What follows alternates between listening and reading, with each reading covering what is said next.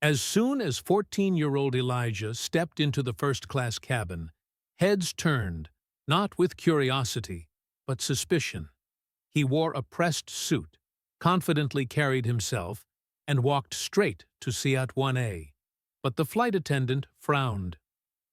Moments later, she leaned in and said, with a fake smile, "I'm sorry, young man, but this seat is reserved. Please return to the economy."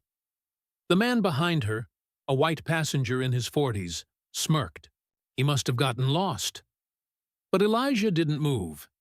He pulled out his phone and whispered 4 words. "Dad, it's happening again." Elijah wasn't just any teen.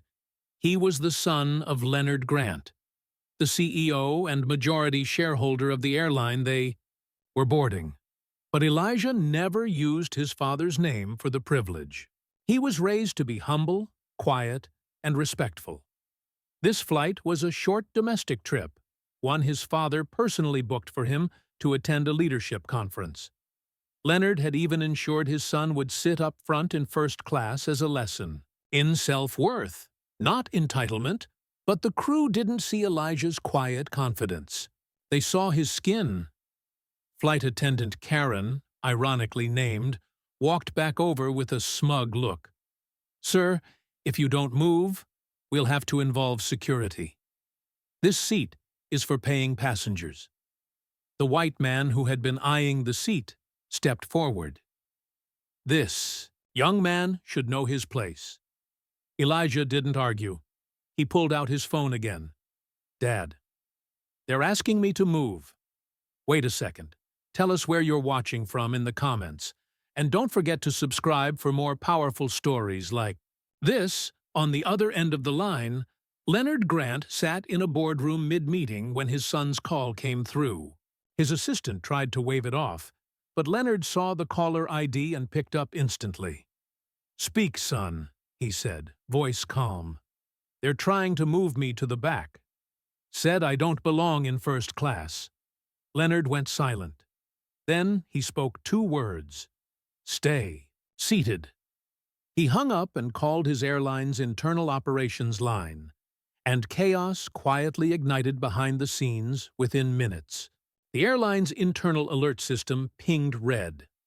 The name Leonard Grant echoed across command centers. The plane hadn't left the runway and wasn't going anywhere. Meanwhile, back on board, Elijah remained quiet, despite growing pressure. Karen began raising her voice. "I'm not asking again. Either you move, or you'll be escorted off this flight." Suddenly, the pilot appeared from the cockpit, looking confused and nervous. "We've been told to ground the plane," he murmured to the crew. "Corporate's on the line," passengers grumbled. Karen looked annoyed. "Probably a system glitch," she muttered. Then the call came through the intercom. "Mr. Leonard Grant is on his way." 20 minutes later, a black SUV pulled onto the tarmac. Highly unusual. Leonard Grant stepped out, flanked by airline executives and security. He boarded the plane with quiet authority, eyes scanning the crew. Gasps rippled through first class. Karen paled as she recognized him. You're Mr. Grant?" she stammered. Leonard walked past her without acknowledgement. He knelt beside Elijah, gently touched his shoulder and said, "You okay?" Elijah nodded. Leonard stood and turned to face the passengers and crew. His voice was calm but assertive. "My son paid for this seat like anyone else. That you assumed he didn't belong based on his skin color is disgusting." He turned to the captain. "Offload this crew, now." The entire first-class cabin fell into silence. The plane was delayed another hour, but with a new crew, and a public apology was issued. Karen and 2 other staff members were let go before the flight resumed. Passengers were stunned and humbled, and many offered Elijah their apologies. Leonard didn't need to make a scene. His actions spoke louder. As the plane took off, Elijah looked out the window, his voice calm. "I didn't want special treatment. Just respect." Sometimes, all it takes is one phone call to remind the world that dignity knows no race, and privilege should never decide who belongs in Seat 1A.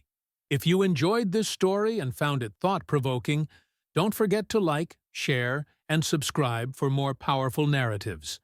Let us know your thoughts in the comments. What would you have done in this situation? Your support helps bring more eye-opening stories to life. Take care.